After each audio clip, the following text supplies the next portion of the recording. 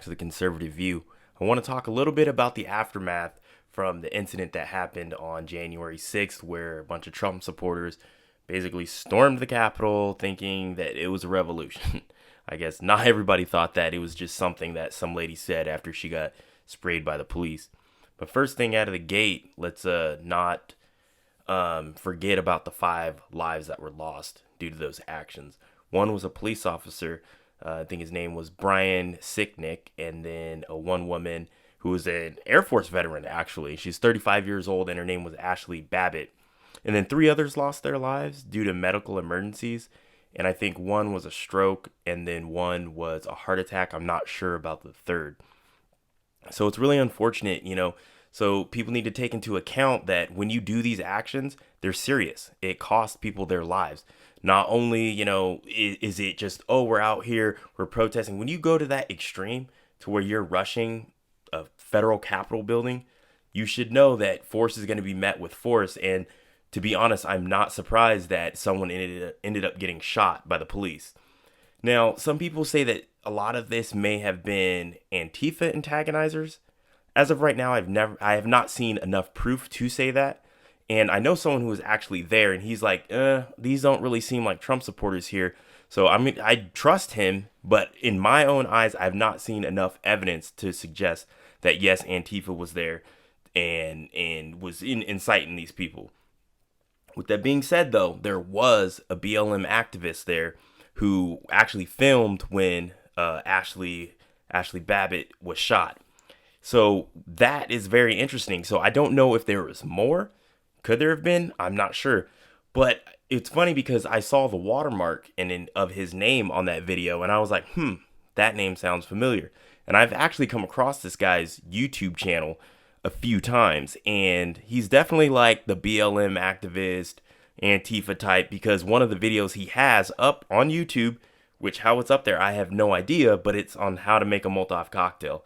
So I find it interesting that he was there up front and getting all the action, because he has a lot of videos where he was right there where all the action was happening.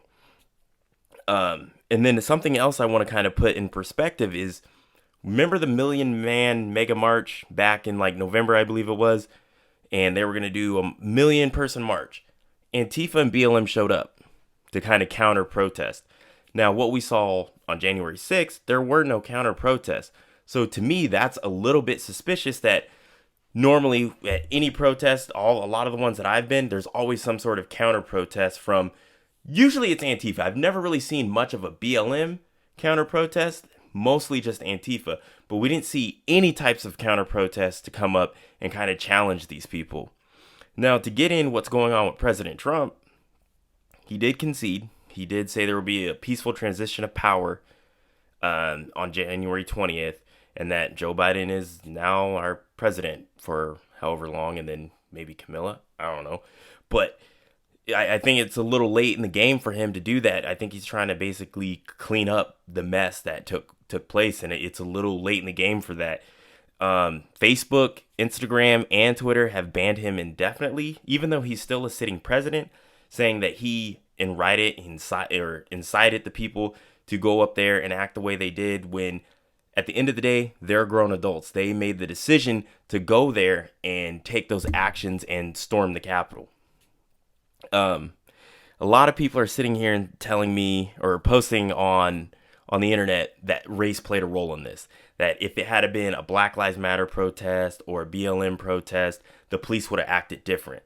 Now, there's a lot of context that is missing from that. As you can see, Trump rallies, right wing, whatever you want to call them, rallies or protests are generally not violent. They're not violent until, like, say, Antifa shows up. And then some people will say, well, the Proud Boys, they get very violent. They usually just fight Antifa. They get drunk, fight Antifa, and leave. And that's it. They don't go out burning down buildings, burning down businesses, breaking cars, hurting random people, or hurting the media. So I think the police, just like the rest of us, were kind of caught off guard. The fact that you would see people on the right, Trump supporters, acting in this manner. You have to think which side, the left or the right, really backs the police. And it's usually always the right. So to see them attacking the police was shocking to me. And that's how that police officer lost his life, because he was hit in the head with a fire extinguisher. So to me, I think the police kind of not downplayed it, but they weren't expecting, what they got. And, it's like a lot of people say, well, they didn't use rubber bullets. They didn't use tear gas. And you can see in those videos, they were getting maced. They were getting tear gas. They used flashbangs. And they also used real bullets. When's the last time Antifa, BLM, rally, protest, riot, whatever, did the police shoot and kill somebody? Comment down below if you know, because I can't think of one off the top of my head. But the BLM and Antifa rallies, protests, riots, whatever you want to call them, someone's always getting killed. Not every single one, obviously, but it's consistent. Because I think over this last summer, there was like 23 people that were killed due to these protests. And it's like, that's where you kind of see some of the bias in here. It's like we just never mind any of those protests, any of those riots, that people got shot, people got killed, people were beat down. Even the Million Mega March, people were beating up old people. There was no outrage from the media. But now it's like you're seeing like liberals and the liberal media complain like, wow, look how conservatives act. They're just so evil and they do this, they do that. It's white supremacy. But that's not the case. It's if you compare the two, the right and the left, generally they don't act in that manner. It's only the left that acts in that manner.